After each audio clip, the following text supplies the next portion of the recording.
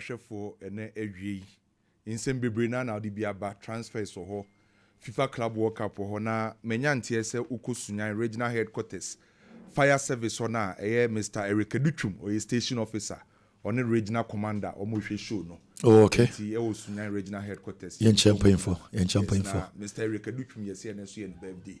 Okay. Wish you happy birthday. Ken ma mention some free transfers na me be we FIFA Club World Cup ni. On say Manchester United person mo ton Garnacho. Yeah. Garnacho na Manchester United person mo join mu no. Teams bebre na aba. Na team ba kwa we show interest wa Garnacho mu no. Aston Villa.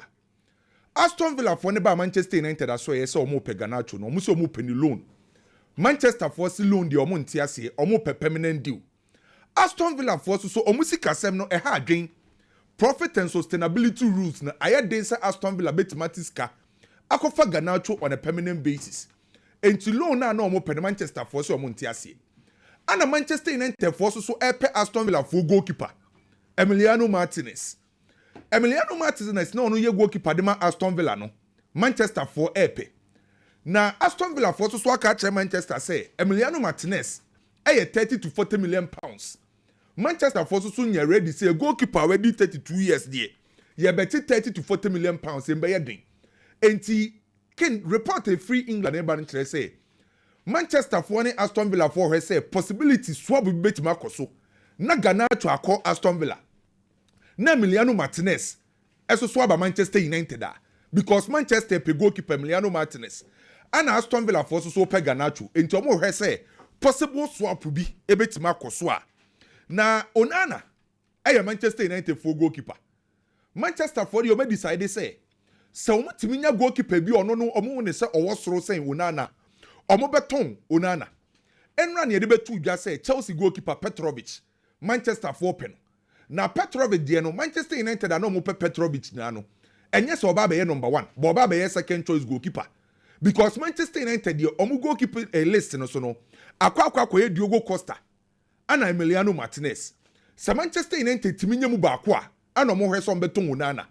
Eno na abeto dwa say Onana no Monaco for so show interest because Monaco for so pe goalkeeper. Ana Monaco for to omanyoma won say Manchester United for nse dem fili Onana. Enti say Manchester United beto Onana dia. Omo Monaco for na ye ready say ombetima fa branch e so Onana. Every Manchester United akọ Monaco no abasta Louis Day. So ni nyina be depend on say Manchester United ebenya Diogo Costa anaso mbenya Emiliano Martinez so mutimi nya sa two goalkeepers ne mba akokra na Monaco for so ma ye ready say ombefa abrante efen so Onana every Manchester United na oko Aston Villa omo a young attacking midfielder a season etwa mu yi no na ne modern boss so anipa Morgan Rogers or attacking midfielder 22 years of age na season etwa mu with Aston Villa or say 8 goals 10 assists. Nano na abeto dwa say Chelsea boko ni monitor Aston Villa Morgan Rogers. Chelsea for hu ne say sa ne number 10 row no obetima ba boboa no obe complement the effort of Kopama. Enti Chelsea monitor the situation of Morgan Rogers the numbers will produce with ma Aston Villa season etwem na very good 18 goals contribution for Aston Villa. Chelsea monitor abrante friend say Morgan Rogers. Na oko Arsenal can story be boba na nkosi nyambo ekina no yebetime nya final confirmation every year sources no on say Arsenal pe winger na Nico Williams muni dim bebre Rashford ya muni na mu bebre up to date Arsenal want me nyomo target by sources no ma say Arsenal for o mentimi nya omo target eba wingers ni nyina na eni ombekọ Chelsea akofa Madueke ye hwese sa story ni kura bi wo ma mintimi confirm ma say eye nokre pa na asa nye nokre by sources no ma ye hint ni say in case say team a friend say Arsenal omo target for wingers no omanya ombetima akọ Chelsea akofa Madueke already Chelsea dia betu dwa say Madueke no obi discover na eya ombeton eno ne ye say Arsenal only say omanya omo target ni nyina na Madueke no omo behwe anim so mbetima fa abrantie no nanu nam de betu dwa say efiti say Joao Paulinho every Premier League nim kopie mu Bundesliga with Bayern nyoma nkosu ye mfama no Bayern etua 56 million euros and a kofa Palinya edi free Fulham edi nibeshe bobu konim. Efiti so ba Bayern no Joao Palinya ensheda enhu suye. Dia beto dwane ye say Bayern for say omate bo ne so wa ope Joao Palinya no eye 35 million euros for iskabefa. Manchester monitor situation no yesi Fulham for so enter nya brante no betima kofanti Joao Palinya no Bayern for so ate bo ne so 35 million euros. Na Ken Victor Osimhen also kobo loan with Galatasaray manage top scorer Turkey league nim. Na teams bebre na epe including Galatasaray na latest teamer also so de ne ho aba join Victor Osimhen de no Jose Mourinho Fenerbahce. Teams ahodo mo pe Victor Osimhen nyina no yese Fenerbahce for so e de omo ho join bi so omo so pa brand bi because obebo along with Galatasaray ni goals ne ka ho bi ana ma omo G league no no ma ye ready say omo betua 75 million euros no na no omo tua no full payment enye installments pay ken crying na omo ma Victor Osimhen 20 million euros a year ene Fenerbahce for offer on person omo de koma Victor Osimhen se obeje se onje Fenerbahce for se omo so person omo twini free eye Galatasaray na obobo loan no edeneba Fenerbahce. Na Ken onim say Manchester United UEFA Champions League no man qualify na how pa. Na story bi am insaka no a very interesting story. Na Manchester United for no onim say omokobo Europa League no Manchester for ye meeting say Europa League no mo qualify for UEFA Champions League no be a lot of business. Before Europa League final no ana Barcelona ba Manchester United aso yes omo pe Marcus Rashford loan ana Manchester ka say there be Manchester crack say Barcelona mbefa ni 40 million euros Barca yes 40 million euros no muntua. So proud to omone eye Europa League final omone space no ana Manchester United ken yes omo for omo ho adwen say omo qualify for next season UEFA Champions League anka omo diska 60 million euros ebeka Marcus Rashford ho akọ Barcelona akọfa Rafinha. No me decide say Barcelona no omo pe Rafinha epe Marcus Rashford omo bo omo 40 million euros no. Barca say 40 million euros omo ntua. Enti anka sa de omo qualify by UEFA Champions League. Omo Manchester United for decide say ene omo di 60 million euros ebeka Marcus Rashford 40 million euros no. No omo di akoma Barcelona no makọfa Rafinha. E di free Barcelona di aba Manchester United. Na fofia antoata ana team e friend say Manchester United and qualify and go UEFA Champions League no. So Manchester United plan here say 60 million euros plus Marcus Rashford for brand e friend say Rafinha and Manchester United for mo adwen. Say Kyle Walker teams bebre na aba Everton aba Fenerbahce aba Wolves Wolverhampton Wanderers for so di omo ho agim so omo pe abrante friend say Kyle Walker. Na latest on Nico Williams nie because Nico Williams deal no Barca for no interest they be the update beba. Athletic Club Bilbao president Mr. Uriarte on a year president Edema Bilbao Ken wakache Barcelona for ne say bana nyame aduma Sunday on person ba Bilbao krom on emomba na omobeba e wo say a full payment on person on Barcelona bet na say negotiate omo Bilbao for no mo nyoma dwen so beto Nico Williams na Nico su obeko Barca na Barcelona so mpe Nico Williams ono no ye president Mr. Uriarte o ye president me Bilbao no Barca nyame adoma Sunday adekosi obeba Bilbao kromo no oba na scanning the kura no 58 million euros in the kura no se omo bet na se de omo Bilbao no mo ndi sa nkomo no Barcelona Sunday omo decide se omo be ko Bilbao kromo on Sunday Deco eba akosia Victor Moreno on the sporting director de ma Bilbao Barca decide say Iñaki Abrante friend say Nico Williams ni release clause 58 million euros no omo de 5 years na person omo di tua 25 installments no every year bia no betua 11.6 million euros Barca decide say omo betua 58 million euros release clause no by every year bia no omo betua 11.6 25 years na beso no na omo reche 58 million euros eno ana Mr. Uriarte say mosemopa mo ba 58 million euros ene taxes ne enya afi ne ye ba bedi dwabia say ni na Richarlison esi akan de Spurs for person muja ne kwan Fenerbahce aba Everton aba Juventus for so de omo ho agim for Richarlison. Juve e de omo so ho agim. Sir Richarlison Brazil ni abrante no si akande ma Spurs a. Spurs person omo ton no. Omo Juventus for e wo interest. E wo abrante anim. Na Alvaro Carares a wo de ne de ebetu dwa no. Ken. De akoye ne yese. Madrid Uni Calafat ekosia Rui Costa no. Omo di nkomo ni nyina awie no.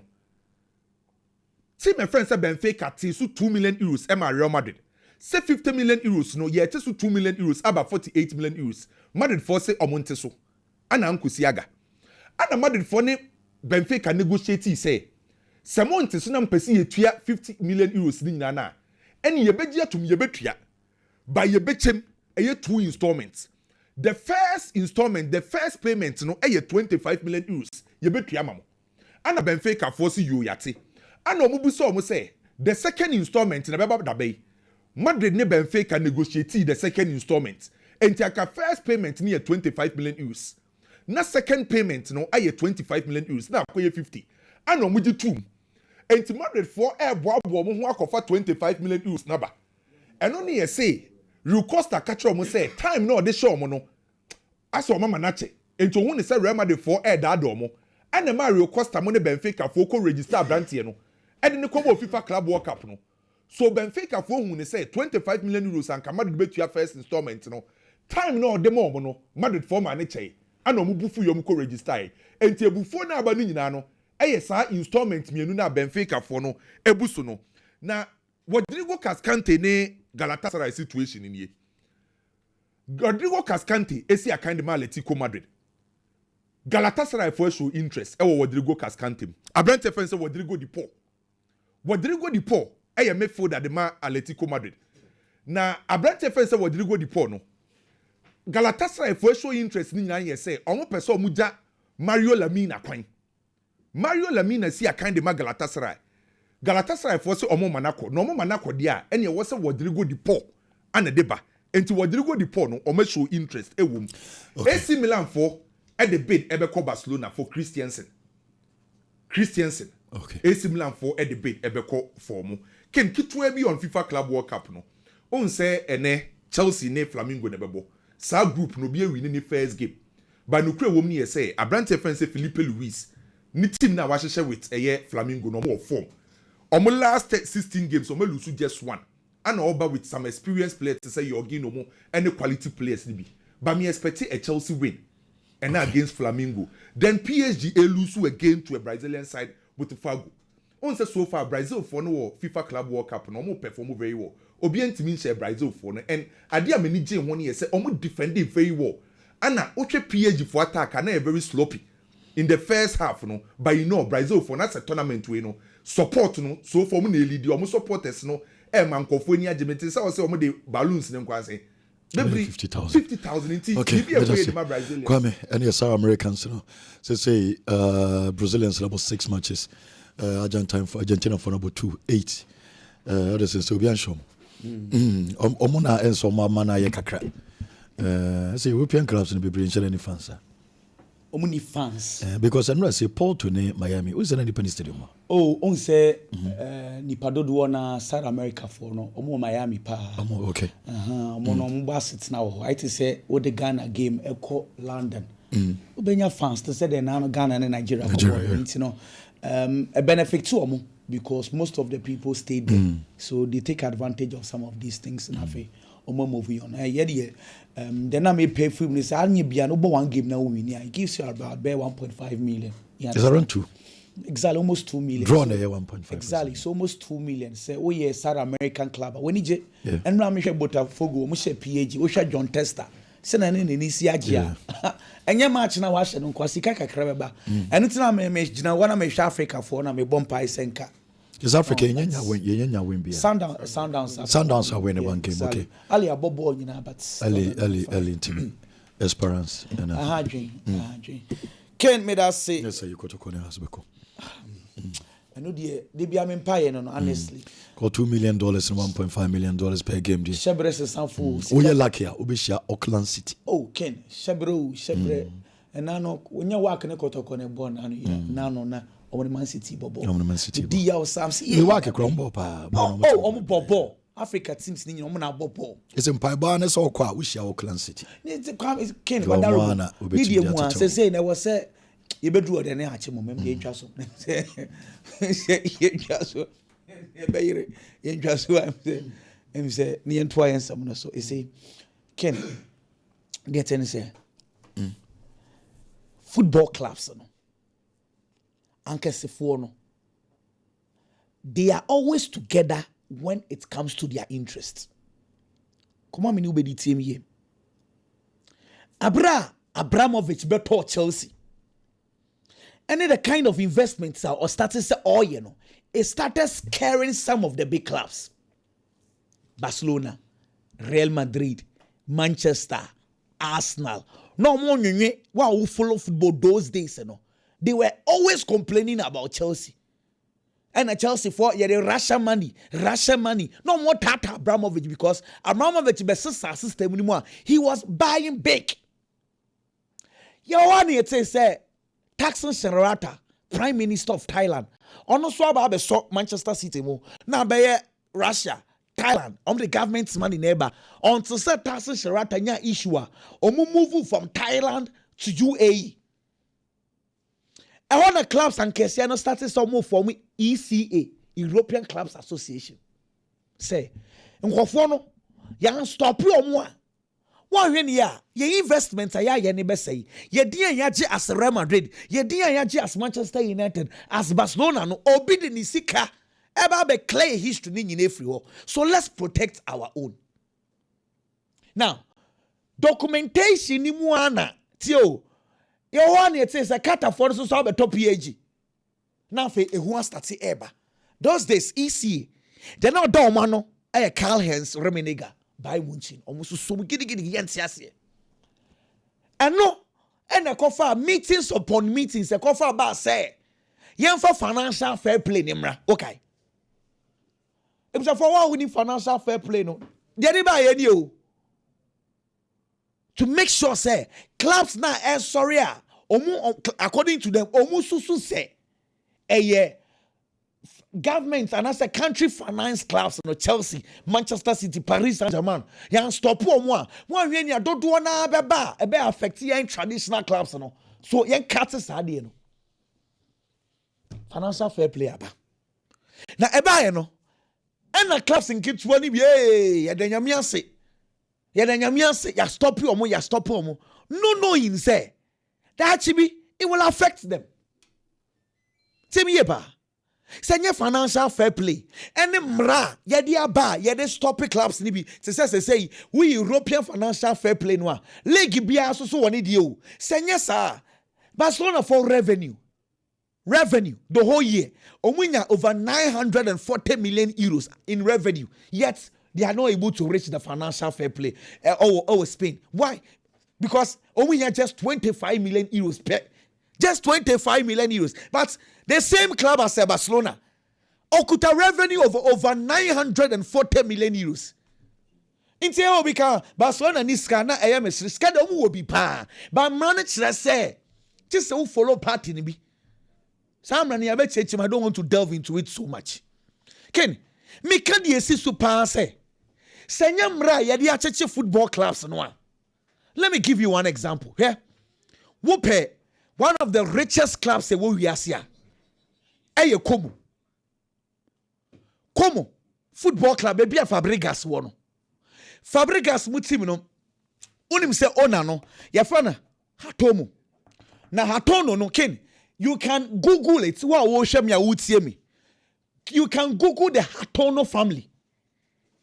Ken, we are one of the richest families. Unim said they are worth $48 billion. Come on, team, no. No. We are worth $48 billion. No club in Italy. And even the Agnelli family, are worth over $34 billion. When we are $48 billion. Inti say enye say dem rana chechere clubs no a nkene kakumu marketer otokese. Have you wondered why say Newcastle 3 years ago they ben yan for Newcastle say Saudi Arabia beto Newcastle inti place we are seeing na Newcastle beto mebo Obviously, Saudi investment fund no. Almost so did to say the PAG for no. Eh, na omumpe. Seke bia even 1 billion. Come the top player. Because Qatar and Saudi a competition. PAG turn no more talk. But why? And then look at Newcastle. That's only a small club. But do you own and was sicker? But emra financial fair play. Sa clubs in kitten almost story here. City in Chelsea. Any PAG those they say they are suffering. It is enmity they say. Sikeni be top club. Now you support and when you jam. Show the you might have your money, but you cannot buy because the laws restricts you. Yeah, and now what Newcastle is doing, they say Newcastle are selling club. On turn the player, then turn the china. Chese we hu sika bia sika ni mu otu senya sa Bruno Gomes City fokuta almost 80 million ko for say 110 million say Alexander Isak Misuma Liverpool for tua so Newcastle for turn 60 million and nay or ton one when your sia na we nye sika o timi Samsung phone call market mu ko top player ma. I dare ask me sure transfer market in Yamana Koswa. Sa financial fair play ebe boy announce amedwa. I restricted clubs ni bino. Say clubs and kese no mo yes ano. Don't wanna today it is affecting them. Okay? Then to us way. Andrew Onana situation ha me African. Na I do remember very well say. The year Edaman you know. You want Eric Ten Hag, ebe interview be. Yeti, if you get me that interviewer, because that time no, not the year, nen such a ball pa. But Ten Hag insisted say, modern football, chase a ball and what the top from now passing. Now I was so passing on Ken. Watch the screens very well. This is Eric Ten Hag speaking. It's more what top football demands nowadays. Where you are preparing no. Also say in a modern football, it demanded. If you observe the biggest teams, you have to be capable of playing from the back. Use your keeper as a +1 in your builder, blah blah blah. It's basically we na all catch the here say when we so improve my onion bebre. It's some modern football no. Just so prepare. We can't assembly actually. It's I want the pressure to David here so because I was see a passing ball from the back. And the year started making mistakes. Left to right center, left to right center. So the year left Manchester United, not because he wasn't a good goalkeeper.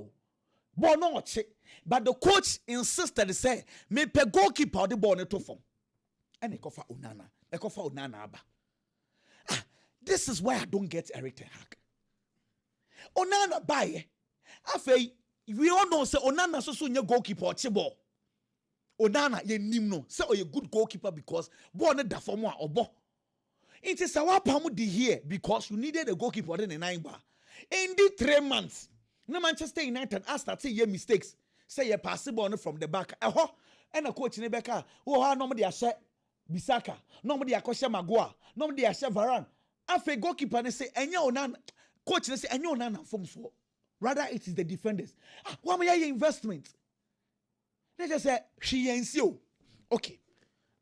Amorim buying. We are still facing the same Onana issue. Because they say Manchester United Edrum Pempensuobia. They want to say this say team A in crisis. You don't need a goalkeeper or passable on Ibebre. You need a goalkeeper or Chibo. At this stage, it is not as if Onana is a bad goalkeeper. But Manchester United do not need his qualities today. So what build team na team ni stable. Na Onana ba. Oba bi team ya da one when ya who because the best goalkeeper we ask because team is stable. Any team or here goalkeeper yam build it up. But say United do not need those kind of goalkeepers. They need a goalkeeper who will do saves, obey saves. Look, the Emiliano Martinez conversation, misom. Where I have problem, they say 40 million pounds a year. No question, they say I know 40 million pounds a year for a goalkeeper. When you say there, I say no. Okay. Where 1 minute.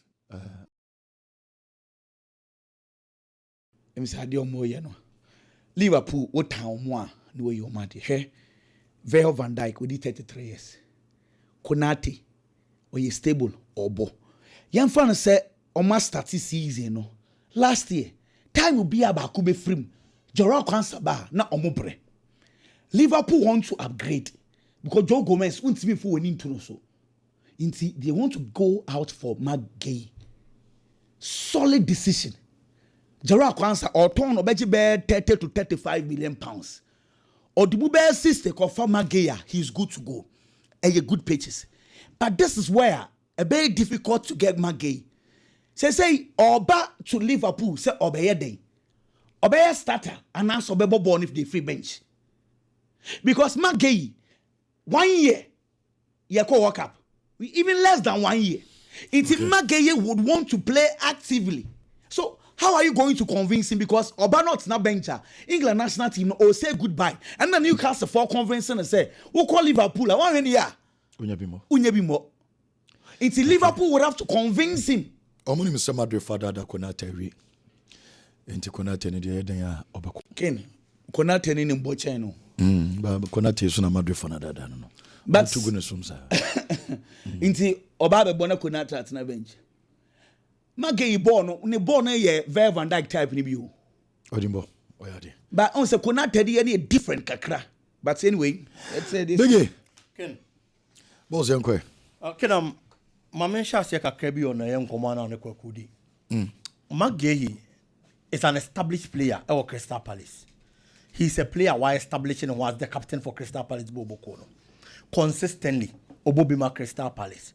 I just say be on your fit. And also accumulated card Sabah. He's a starter in the Crystal Palace team. It is a only free Crystal Palace, no one make a mover. At the age of 24, he's in his peak as a footballer. It was expected a club now or Kumno. Or when a lot of game time, no progress when it comes to his football career. Liverpool at this stage, there is Virgil van Dijk. Van Dijk in the Honoma, there is Konate. These two neighbors. Darryl Kwanzaa possibly overcome by Leverkusen. But all corner. The big question now is that since I'm not gay as a player, it shows Liverpool no but better than just after a year. Because a Konate in common go through. It is in 2026, nobody free. Nobody joining Real Madrid. Play times when you be born. No established for Crystal Palace. Oh, Kwakwatina bench will Liverpool when the World Cup is approaching. That is the big question now. Liverpool project they are corner. Player baby a be person dey no be for name mum samri o kwatena bench e be dey so be call World Cup ni bi e mo an career, and that is the problem right now. Branty and to ato ne dadwene ken Arsenal ene noni madueke nkomo no e nkomo a e grow like reports ni grow a lot in the various timelines and the tabloids say we Europe. Now football team bi as do transfer season now you top players are. Players now urban quality ebe chere mo mbet na club ni no mo beko. At Chelsea say Wenger why establishing one and modern more so no consistent by Pedro Neto. Ne numbers ne wo ho. We numbers ni free one man. He's been consistent with play. Born ankasa. In terms of goal contribution, any assist. This season will league ni mo. Oni no ni madueke dia yepe. Pedro Neto share 4 goals and assisted 6 times. Noni Madueke share 7 and assisted 3. It told me and you contributed 10 goals. No cray. But the India ni Pedro Neto uncommon. So I say and say Pedro Neto born and he's playing well. Noni Madueke are man numbers and that is true. But what the performance will park in this one? That's like a desika performance as a neo papa or more. It's on TV more grade A performance consistently.